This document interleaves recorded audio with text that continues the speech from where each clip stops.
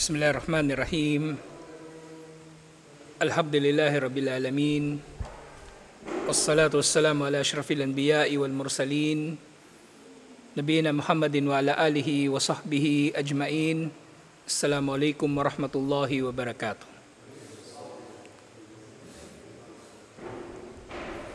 So ngayon is sirah, inshallah. Pero meron tayong isisingit na topic na wala doon sa Ar-Rahiqul Maktum. At ito yung tungkol sa mga magulang ni Propeta Muhammad sallallahu alaihi wasallam. Na sila nga ay namatay na hindi Muslim. So marami tayong lilinawin, inshallah. Unang-una kung kabilang ba sila doon sa Ahlul Fatrah, kasama yung sa lilinawin natin inshallah. Kasi yung mga tao na walang dumating sa kanila na propeta, yung Ahlul Fatra na tinatawag, o maaring mangyari na hindi sila nakapakinig ng mensahe dahil sila ay bingi o kaya may problema sa pag-iisip. Si Allah subhanahu wa ta'ala ay magbibigay sa kanila ng pagkakataon sa araw ng paghuhukom na masubok kung sila ba ay mananampalataya o hindi. Okay? Kasi nga sa mundo, hindi sila nagkaroon ng pagkakataon kumbaga na manampalataya o dahil hindi nila napakinggan ang pananampalataya, ang tungkol sa pananampalataya. Katulad nga doon sa nababanggit sa ayah, وَمَا كُنَّا mu'adzibina hatta nab'atha rasula, hindi kami nagpaparusa liban na lamang na magpadala muna kami ng sugo. Si Allah subhanahu wa ta'ala hindi nagpapadala ng parusa o hindi magpaparusa sa sino man na hindi niya alam kung ano ang kanyang kasalanan. Okay? Kaya nga sa qadar, sa apat na haligi ng qadar na dapat kabisado ng Muslim itong apat na ito para hindi siya maliligaw. Kaalaman ni Allah sa kagustuhan ni Allah, sa pagtatala at paglikha ni Allah. Doon pa lang sa kaalaman ni Allah, kung tutuusin, alam na niya kung ano yung mangyayari. Pero, bandang huli, nilikha pa rin niya ang mga nilikha para isabuhay ng mga nilikha kung anong ang naitakda sa kanila, na siyempre una nalaman ni Allah na gagawin nila, pinahintulutan ni Allah na gagawin nila, at itanla sa Allahul Mahfud, at bandang huli, ikikilos na lang ng tao, liyaqdi Allahu amran kana maf'ula, upang tuparin ni Allah ang isang bagay na naitakda na. So dito ang unang tanong, tatlo ito na usapin na matatalakay natin inshallah. Baka hindi natin matapos ito ngayong gabi lang, itutuloy natin next week kasi napakahalaga ng topic na ito. Aina walid ar-rasuli sallallahu alaihi wasallam, hal huma fil jannati am fin nari, narjul ifadata bil hadithi syarifi ad-dalu ala dalik. Nasaan ang dalawang magulang ni Propeta Muhammad sallallahu alaihi wasallam? Sila ba ay nasa paraiso o nasa impyerno?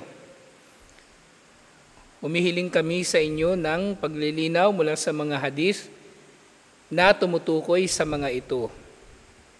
So ito yung tanong. Actually, kinuha ko itong fatwa na ito dun sa Islam QA. So yung naging sagot, actually, ang namumuno naman sa Islam QA ay si Sheikh Muhammad bin Saleh Al-Munajjid, hafidhahullah, at kabilang ang Islam QA sa mga pinakalumang website tungkol sa Islam. Kung daw nagkakamali, 1998 pa lang meron ng Islam QA. 1998, wala pang Facebook noon, wala pang YouTube, wala pang Friendster yata noon, 1998. Ang Windows noon, meron ng Windows 98 noon. Warada an Nabi sallallahu alaihi wasallam ma yadullu ala anna abawayhi finnar. Natukoy sa mga batayan na ang dalawang magulang ni Propeta Muhammad sallallahu alaihi wasallam ay nasa impyerno. Okay? Nasa impyerno. Pero bakit past tense yung ginamit dito? Finnar, ibig sabihin nasa impyerno na sila kasi kumbaga, nalaman na natin sa hukom o nalaman na natin sa mga batayan na sa impyerno talaga sila. So pwede mong sabihin past tense. O ngayon pa lang ay maaari mo nang masabi na nasa impyerno na sila, bagaman technically, wala pang makakapasok sa impyerno liban na lang pagkatapos ng araw ng paghuhukom. Pero pag sinabi na ang tao ay namatay na kafir, maaari nating masabi na siya ay nasa impyerno. Katulad ni Paraon, katulad ni Abu Jahal, Abu Lahab, at iba pang mga kalaban ni Propeta Muhammad sallallahu alaihi wasallam. Iniulat ni Imam Muslim mula kay Anas radhiyallahu anhu, anna rajulan qala, ya Rasulullah, ayna abi? Meron daw lalaki na tumungo kay Propeta Muhammad sallallahu alaihi wasallam, nasaan ang aking ama? Ang tinutukoy niya dito, saan ba siya ngayon? Sa paraiso o sa impyerno? Sinabi ni Propeta Muhammad sallallahu alaihi wasallam, finnar, ang tatay mo ay nasa impyerno. So sa pagkakataon na ito, nakasagot si Propeta Muhammad sallallahu alaihi wasallam, syempre yun ay maaring ipinabatid sa kanya ni Allah. Wa ma yantiqu anil hawa, si Propeta Muhammad sallallahu alaihi wasallam ay hindi nagsasalita mula sa sarili niyang pagnanasa. Okay? Aya yun sa Quran na nagpapatibay ng esma o pangangalaga ni Allah subhanahu wa ta'ala kay Propeta Muhammad sallallahu alaihi wasallam na wala siyang sasabihin liban na lamang sa katotohanan. Kaya nga tinatawag siyang as-sadiqul masduq. Siya ang makatotohanan at ang pinatototohanan. Falamma kaffa da'ahu. So nung tumalikod yung lalaki, tinawag siya muli ni Propeta Muhammad sallallahu alaihi wasallam. So hindi na nilinaw dito kung ano yung naging reaksyon nung lalaki na nagtanong kay Propeta Muhammad sallallahu alaihi wasallam nang nalaman niya na ang kanyang ama ay nasa impyerno. Pero maaari nating mahinuha na para sa sino mang matinong anak na mayroong pagmamahal sa kanyang magulang, nakakalungkot na isipin na ang magulang natin ay nasa impyerno o kung buhay pa sila ngayon, mapupunta sila sa impyerno kasi hindi sila nanampalataya. Naisip ko na maaring yun ang dahilan kasi walang dahilan para sabihin ni Propeta Muhammad sallallahu alaihi wasallam yung susunod na nangyari sa hadith na ito. So maaring nalungkot yung lalaki kaya tinawag siya ni Propeta Muhammad sallallahu alaihi wasallam. At sabi ni Propeta Muhammad sallallahu alaihi wasallam, inna abi wa abaka finnar. Ang tatay mo at ang tatay ko ay nasa impyerno pareho. So parang ang gustong sabihin ni Propeta Muhammad sallallahu alaihi wasallam, huwag mo siya problemahin yan kasi tatay ko nga nasa impyerno. Okay, yung tatay ko din ay nasa impyerno. So dito makikita natin yung ugali ni Propeta Muhammad sallallahu alaihi wasallam, yung kanyang masabi natin pagmamalasakit dun sa kanyang mga sahaba, alhamdulillah. Sinabi ni Imam An-Nawawi, rahimahullah, tungkol sa usapin na ito, anna man mata alal kufri fahuwa finnar. Sino man ang mamatay sa impyerno, sino man ang mamatay sa kufur, siya ay nasa impyerno. Yun ang zahir, yun ang obvious, yun ang kumbaga, yun ang yung ang malinaw sa atin, okay, bilang mga tao. So tulad nga ng sinasabi, wala yuhituna bi shay'in min ilmihi illa bima sya sa Ayatul Kursi, na walang naaarok ang tao na anumang kaalaman ni Allah liban na lang sa naisin ni Allah. So tayo, pagdating sa mga bagay-bagay, ang maunawaan lang natin ay ang dahir ng mga bagay-bagay. Okay? So ito yung dahir sa usapin na ito. Pag namatay na kafir, syempre, siya ay nasa impyerno. Alangan naman sabihin natin na siya ay nasa paraiso, mag-iisip tayo ng mga palusot na kung paanong siya ay makakapasok sa paraiso. Yun ang malinaw, siya ay nasa impyerno. Wala tanfa'uhu karabatal mukarrabin. So ito yung pinakamahalagang nasabi ni Imam an-Nawawi tungkol sa bagay na ito. Para sa sino mang namatay sa kufur, siya ay nasa impyerno at walang saysay sa kanya ang pagiging malapit niya sa sino mang malapit kay Allah. Walang saysay ang pagiging malapit niya sa sino mang malapit kay Allah. So yung magulang ni Propeta Muhammad sallallahu alaihi wasallam, namatay silang hindi Muslim, kahit anak pa nila ang pinakahuling propeta, ang pinakadakilang propeta, walang saysay yun dahil namatay sila sa kufur, namatay sila sa kawalang pananampalataya. Na isa sa mga aral na makukuha natin, malalaking aral, mula sa katotohanan na namatay ang mga magulang ni Propeta Muhammad sallallahu alaihi wasallam, ay walang maitutulong ang ating mga magulang sa atin sa araw ng paghuhukom, gayon din tayo sa ating mga magulang. Kanya-kanya tayo. Katulad nga sinabi sa Quran, di ba? Yawma yafirrul mar'u min akhi wa sahibatihi wa bani. Yun ang araw na tatakas ang tao mula sa kanyang kapatid at mula sa kanyang asawa at kanyang mga anak. Tatakas kasi kanya-kanya tayo sa pagharap kay Allah subhanahu wa ta'ala sa araw ng paghuhukom. Kaya ito ay malaking aral ng pagiging malapit kay Propeta Muhammad sallallahu alaihi wasallam ay hindi magbibigay ng pakinabang sa tao sa araw ng paghuhukom dahil lamang sa pagiging kamag-anak niya. Okay? Wa fihi anna man mata fil fatrati ala ma kanat alayhi al-arab min ibadatil awthan fahuwa min ahlin nar. At ito rin yung nilinaw. Okay?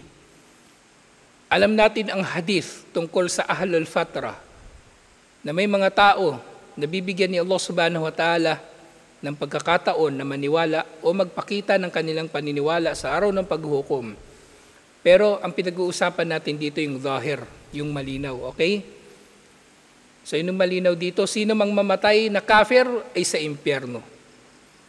Kaya, ang sino mang kabilang sa fatra o nabuhay sa panahon na walang propeta,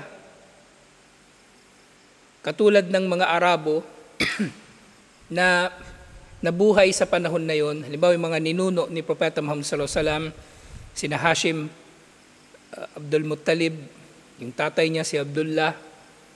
So maaari nating masabi na sila ay ahlul fatra, walang propeta sa panahon nila, pero ang malinaw sa atin, sila ay nasa impyerno pa rin.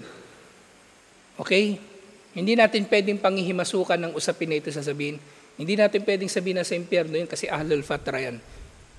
Ang ahlul fatra, si Allah ang magtutukoy kung sino ang ahlul fatra, hindi ang tao. Okay? Si Allah ang magtutukoy kung sino ang ahlul fatra, hindi ang tao. Madalas lumilitaw yung mga usapin na yan kapag merong Muslim na namamatayan ng mahal sa buhay. Tapos, minsan may nagtanong sa akin na, naintindihan ko yung brother. Sabi niya, pwede daw ba siya magdua dun sa kanyang nanay na namatay? Sabi ko, hindi pwede. Hindi pwede. Kasi namatay siya na hindi Muslim. Tapos, kinatwiran niya yung ahlul fatra. Sabi niya, hindi rin naman natin masasabi talaga, di ba? Na sigurado na siya sa impyerno. Hindi ko na siya sinagot. May obligasyon ako na sagutin siya, pero sa mga panahon kasi na yon siya ay emosyonal at anumang sasabihin ko sa kanya ay maaring hindi niya rin tatanggapin o mamasamain niya. Kaya hinayaan ko na lang. Pero ito yung totoo dito. Na ang ahlul fatra, oo, maaari. Nabibigyan sila ni Allah ng pagkakataon pero hindi tayo magdidesisyon nun. Hindi tayo magdidesisyon nun. Si Mrs. meron siyang lola. Mahal na mahal niya yung lola niya. Pag-usapan namin yung tungkol sa Ahlul Fatra. Namatay yun bago pa kami nag-Muslim. So, ganun yung mangyayari sa kanya. So, bagaman maaring walang nakapagdawa sa kanya na kahit sino, pero hindi natin masasabi na siya ay Ahlul Fatra o maaring pagbibigyan ni Allah ng pagkakataon doon sa araw ng paghuhukom. Lalo naman sa panahon natin ngayon, ang da'wa ay nakakarating na sa lahat ng lugar, sa lahat ng sulok ng mundo, sa pamagitan ng internet. So, sa araw ng paghuhukom, sa mga tao na nabuhay sa panahon natin ngayon, wala talagang Ahlul Fatra kasi unang-una, may propeta sa panahon natin ngayon. Okay, may propeta sa panahon natin ngayon. At pangalawa, ang da'wa ay nakakarating na sa lahat ng lugar. So, sa ganitong kalagayan natin, bawa ngayon doon sa lola ni Mrs., maaari talaga nating masabi na talagang sigurado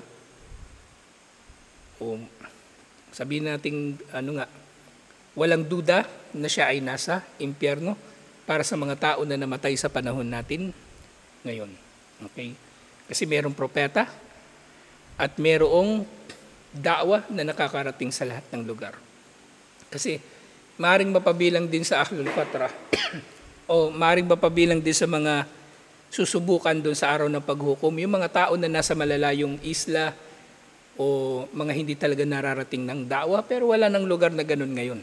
Okay? Kahit sa South Pole, sa North Pole ay mayroong internet, imposibleng hindi nakarinig ang tao ng anuman tungkol sa Islam kahit pa masama na tungkol sa Islam. So kahit ang Ahlul Fatra, ang Dahir ay nasa impyerno. Okay? So lilinawin ko nga ang Ahlul Fatra, sila'y nabuhay sa panahon na walang propeta.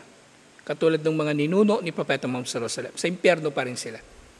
So ngayon kung merong mamamatay na kafir, hindi sila matuturing na Ahlul Fatra kasi may propeta na. At pangalawa, may da'wa na nakarating sa kanila. Ulitin natin. وَفِيهِ أَنَّ مَنْ مَاتَ فِي الْفَتْرَةِ عَلَى مَا كَانَتْ عَلَيْهِ الْعَرَبُ مِنْ إِبَادَةِ الْأَوْثَانِ فَهُوَ مِنْ أَهْلِ النَّارِ. Yung Ahlul Fatra, katulad ng mga Arabo na mga ninuno ni Propeta Muhammad sallallahu alaihi wasallam na sumasamba sa mga Diyos-Diyosan, sila ay nasa impyerno. Walaysa hada muakhadatun qabla bulugid da'wa. At sinasabi nga na walang dahilan para sa sino man na kumbaga mangangatwiran sila na hindi sila nakapanampalataya dahil hindi nakarating sa kanilang da'wa. So ito yung nilinaw ni Imam An-Nawawi. So yung yung mga ninuno ni Propeta Muhammad sallallahu alaihi wasallam, oo, may mga nagsasabi na maaring sila ay nasa fatra, panahon na wala pang propeta. Kasi di ba si Isa alayhis salam, tapos ang mensahe niya ay para lang sa angkan ng Israel. Pagtapos dumating si Propeta Muhammad sallallahu alaihi wasallam, ng mensahe niya ay para sa lahat ng tao. So, ibig sabihin, hindi nakarating sa mga Arabo, kina Hashim, kina Abdul Muttalib, kina Abdullah, ang mensahe ni Isa alayhis salam. So maaring sila Ahlul Fatra. Pero, nilinaw ni Imam An-Nawawi, فَإِنَّ هَؤُلَاءِ كَانَتْ قَدْ بَلَغَتْهُمْ دَعْوَةَ إِبْرَاهِيمَ وَغَيْرُهُ مِنَ الْأَنْبِيَاءِ صَلَوَاتُ اللَّهِ تَعَالَى وَسَلَامُهُ عَلَيْهِمْ. Oo, sina Hashim, Abdul Muttalib, at Abdullah ay nabuhay sa panahon ng Fatra. Pero hindi rin naman natin masasabi na totally sila ay nasa Fatra kasi nakarating sa kanila ang da'wa ni Ibrahim alayhis salam at iba pang mga propeta. Si Ibrahim alayhis salam at si Ismail alayhis salam ang huling propeta na nakarating sa kanila. At ibig sabihin, yung mensahe nila ay nakarating pa rin sa kanila. nakarating pa rin sa kanila, pero sila ay naging kafir at hindi na nampalataya rito.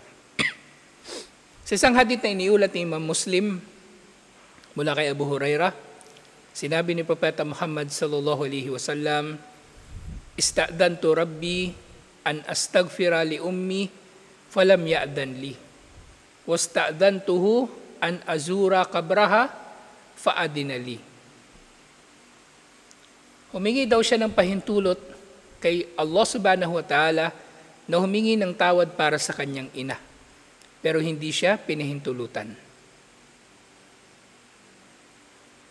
Hindi siya pinahintulutan. At ito na nga yung aya, hindi marapat sa propeta at sa mga mananampalataya na sila ay hihingi ng tawad sa sinamang namatay na hindi mananampalataya kahit sila ay malalapit pa nilang kamag-anak, matapos na naging malinaw na sila ay papasok sa impyerno. Ibig sabihin, matapos na naging malinaw na namatay silang kafir. Okay? Sa pinagbawalan siya ni Allah, hindi siya pinahintulutan ni Allah na humingi ng tawad para sa kanyang ina. Pero humingi siya ng pahintulot kay Allah na dalawin ang libingan ng kanyang ina at pinayagan siya ni Allah. Pinahintulutan siya ni Allah subhanahu wa ta'ala. So lilinawin natin dito, malinaw yung di ba, yung hindi ka pwedeng mananalangin para sa namatay na hindi Muslim. Kahit mahal mo pa yun sa buhay, kahit nanay mo yun, tatay mo, asawa mo. Pero dito si Propeta Muhammad sallallahu alaihi wasallam, pinahintulutan siya ni Allah na dumalaw sa libingan ng kanyang ina.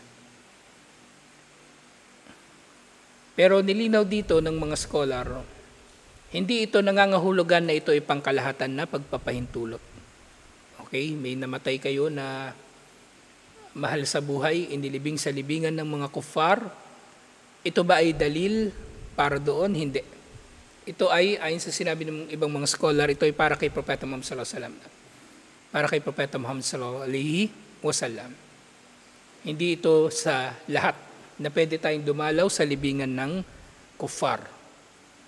Hindi ito dalil na pwede tayong dumalaw sa libingan ng kuffar. Kasi ang libingan ng kuffar, ito ay, sinasabi ng mga scholar, ito ay lugar na espesyal o banal sa kanila, na naririto yung mga gawaing pagsamba nila, yung mga shirk. So mas mainam na malayo tayo sa mga lugar na ito. Katulad sa simbahan. Hindi natin kailangan pumasok ng simbahan kung wala naman tayong gagawin doon. Okay? Nangyari lang sa akin minsan, nung isang taon, papasok ako ng simbahan dyan San Gabriel, yung bago mag-eleksyon, kasi doon kasi nagkaroon ng yun yung naging venue ng forum, bago mag-eleksyon. Pero alhamdulillah kanina, doon na sa basketball court ginawa, hindi na sa simbahan. Alhamdulillah. So nababanggit sa Aunul Ma'bud, so dito sinabi, pinaliwanag, falam ya'dan li. So bakit hindi pinahintulutan si Propeta Muhammad sallallahu alaihi wasallam na manalangin para sa kanyang ina? Li'annaha kafiratun. Wal istighfaru lil kafirina la yajuzu. Siya ay kafir at ang paghingi ng tawad kay Allah para sa mga kafir ay hindi pinahintulutan. At hindi sinabi ni Imam An-Nawawi, fihi an-nahi anil istighfari lil kuffar. Narito sa hadith na ito ang dalil, bukod pa doon sa aya na binanggit ko kanina, na hindi tayo pwedeng mananalangin kay Allah para sa kapatawaran ng kasalanan ng sinumang namatay na kafir. Kaya nga,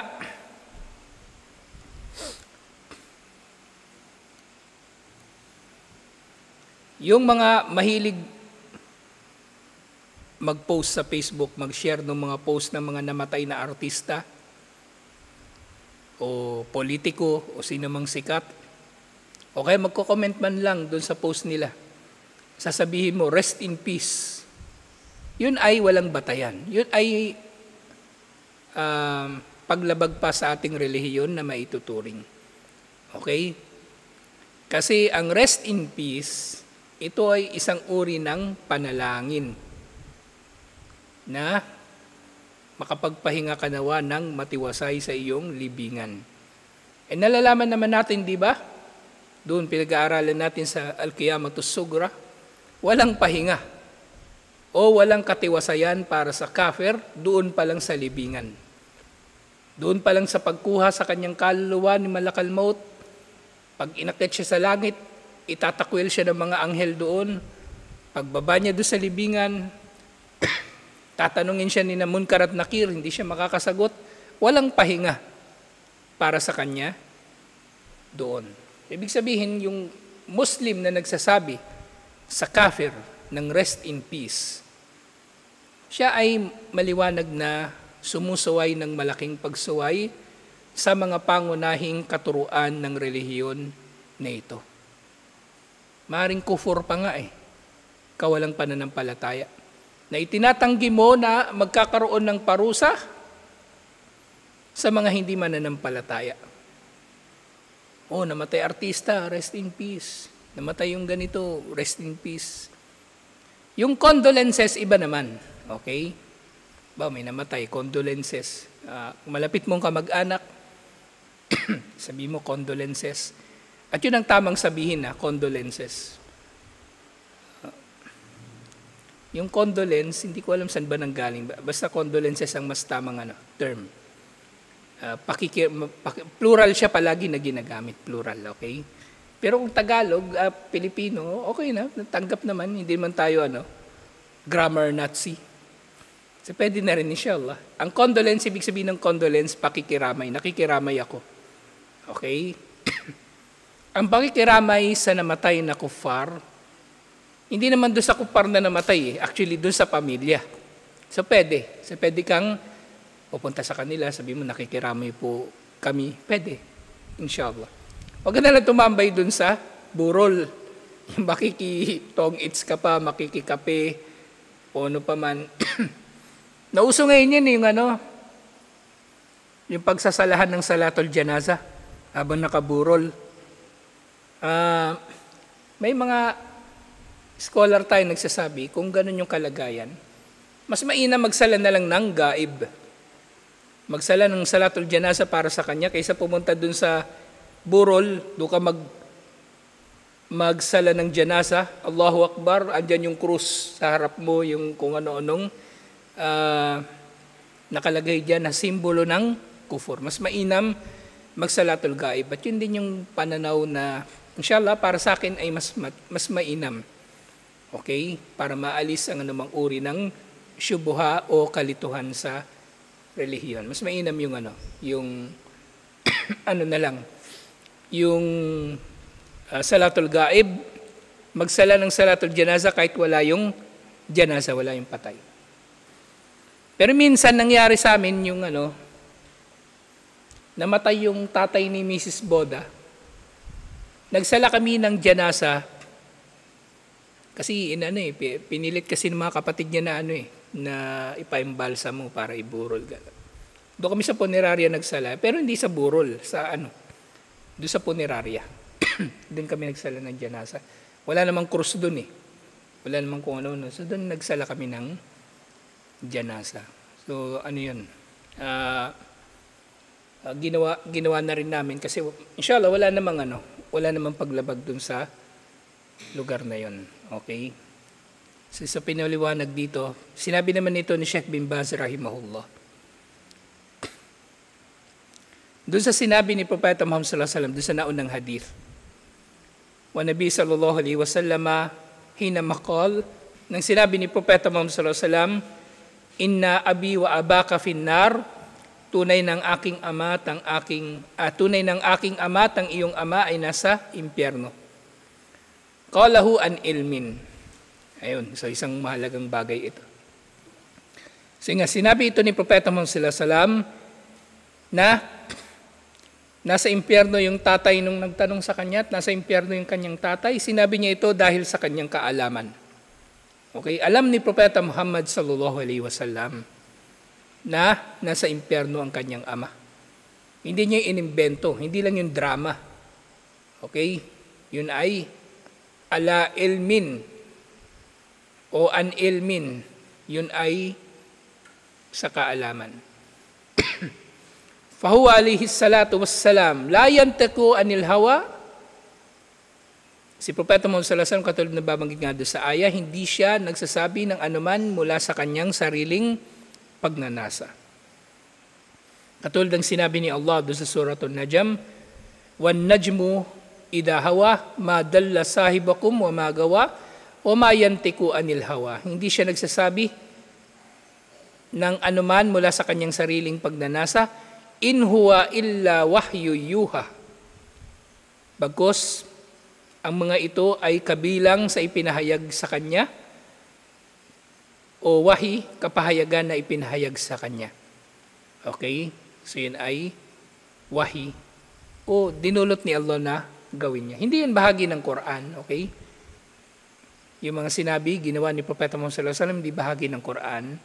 Pero yun ay pinahintulutan ni Allah na mangyari. Kahit yung kanyang mga pagkakamali. Katulad nga ng tinatalakay natin sa Esma. Sa pangalaga ni Allah subhanahu wa ta'ala sa mga propeta, alhamdulillah.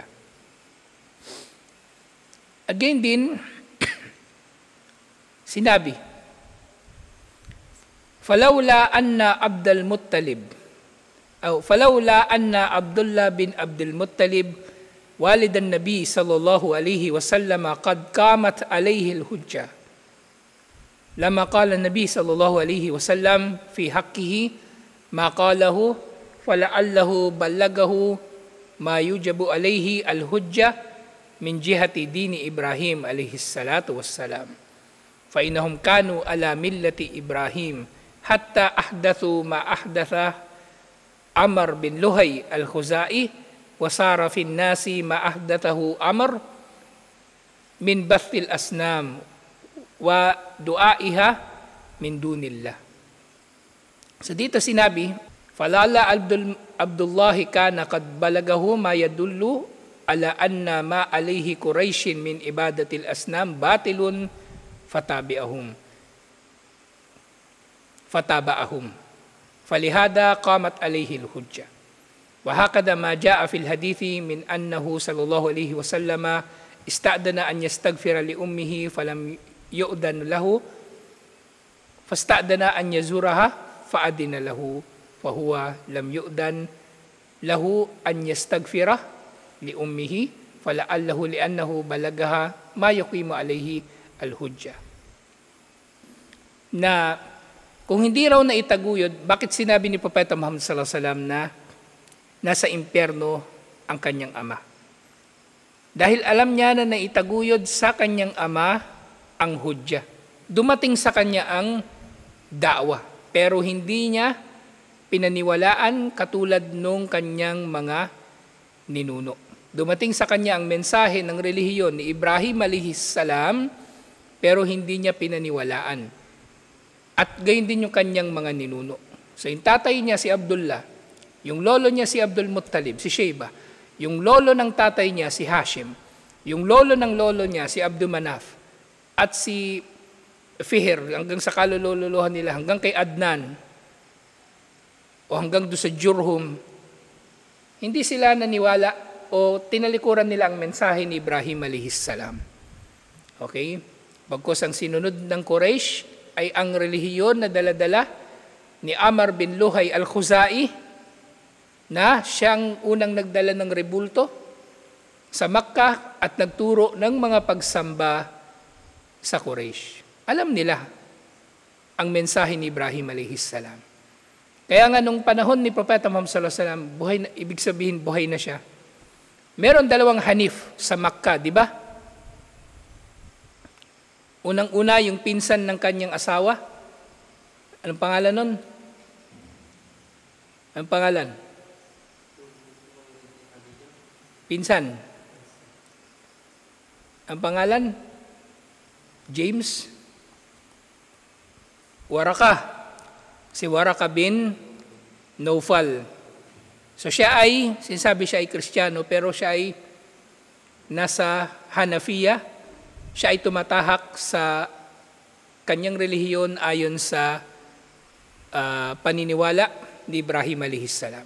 At ganun din yung tatay ng bayaw ni Omar bin Al-Khattab radiyallahu anhu, yung asawa ng kapatid niya na si Fatima, si Said bin Zaid, ang tatay niya si Zaid bin Amr bin Nufail, hindi rin yun sumamba sa rebulto ng Quraysh, sa mga rebulto ng Quraysh. So kung ang mga tao na ito hindi sumamba sa mga rebulto ng Quraysh, ibig sabihin nakarating sa kanilang da'wa. So walang palusot yung tatay ni Propeta Muhammad sallallahu alaihi wasallam, si Abdullah, kung meron mang mga ngatwiran para sa kanya na hindi nakarating sa kanyang da'wa, hindi sila pwedeng makapangatwiran na hindi nakarating sa kanilang da'wa kasi merong sumusunod sa kanila sa da'wa ni Ibrahim alaihissalam. Sila lang yung sumusuway. Okay, yun ay malaking patunay. At syempre, ganun din ang nangyari dun sa paghingi ni Propeta Muhammad sallallahu alaihi wasallam ng pahintulot na dalawin ang libingan ng kanyang ina. Pinahintulutan siya pero pinagbawalan siya na humingi ng tawad kay Allah para sa kanyang ina. Okay? Ganyan din.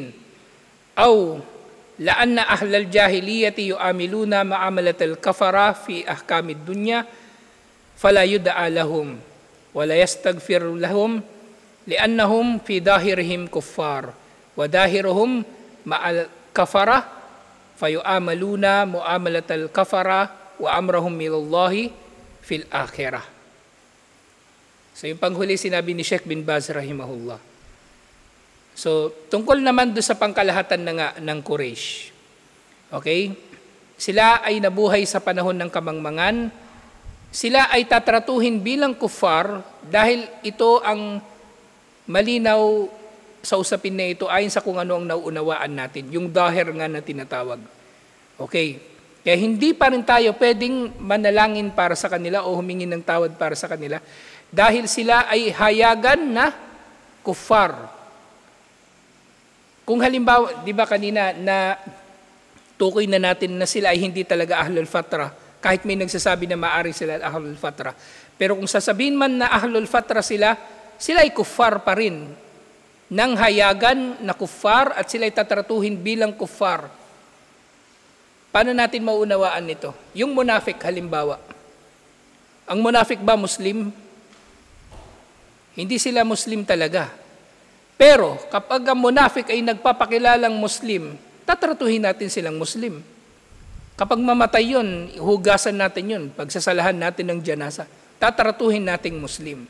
Dahil ang dahir sa atin, sila ay Muslim. Ganito yung Quraysh, ganito yung tatay ni Propeta Muhammad sallallahu alaihi wasallam, si Abdul Muttalib, si Hashim at yung mga ninuno nila. Ang dahir sa atin sila ay kuffar, so tatratuhin natin silang kuffar. Okay? Ngayon, kung meron mang espesyal na mangyayari sa kanila sa araw ng paghukom, kung totoo man na sila ay Ahlul Fatra at si Allah lang ang tunay na makakapagsabi, makakapaghatol, kung ang sino man ay Ahlul Fatra, ang kanilang paghahatol ay kay Allah lang. Pero ngayon dito sa dunya, para sa atin, kafir sila at tatratuhin natin sila bilang kafir. Okay? So walang sino man ang pwedeng makikipagtalo o mga ngatwiran para sa kanila na sila ay Ahlul Fatra, sila ay hindi nakarating sa kanilang da'wa. Hindi, nakarating sa kanilang da'wa pero hindi nila sinunod. At malaking patunay doon yung pag-iral ng mga Hanif doon sa Makkah nung panahon ni Propeta Muhammad sallallahu alaihi wasallam. So ito yung sinasabi ko na bakit mahalaga na masingit natin itong usapin na ito tungkol sa magulang ni Propeta Muhammad sallallahu alaihi wasallam.